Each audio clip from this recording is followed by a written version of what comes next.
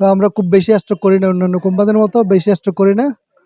আমরা ৩-৪ গাড়ি হয়তো সর্বোচ্চ নিব আর কি। প্রতি হাটে বেচে কিনি হয় মোটামুটি ১৫ থেকে ২০ কোটি টাকার। গতবার তুলনায় এবার মরিচ আমদানি কম, কৃষক দাম পাচ্ছে না।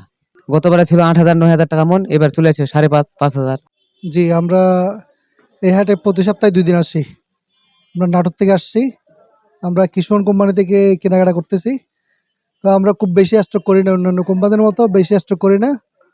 আমরা ৩-৪ গাড়ি হয়তো সর্বোচ্চ নিব আর কি।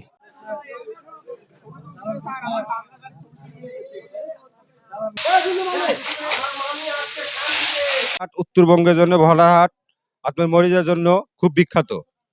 এখানে সব ধরনের মরিচ কেনা বেচা হয়। সপ্তাহে ২টা হাট, আপনার প্রতি হাটে বেচে কিনি হয় মোটামুটি ১৫ থেকে ২০ কোটি টাকার, মঙ্গলবার এবং কি শুক্রবার। এখানে বিন্দু মরিচ, কারেনজিরা, ছেঁকা, মোটা মরিচ বিক্রি করা হয়।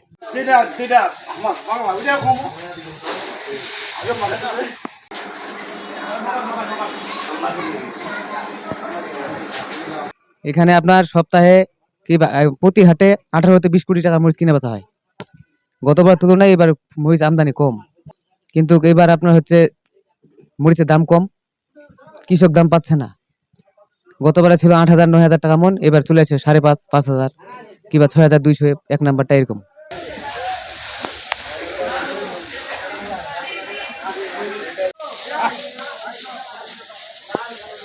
দাঁড়ান দাঁড়ান, আমি এদিকে যাই। ভাঙ্গা গাড়ির ছবি তুলে নিয়ে গেছে, ভালো একটা গাড়ির ছবি তুলবে।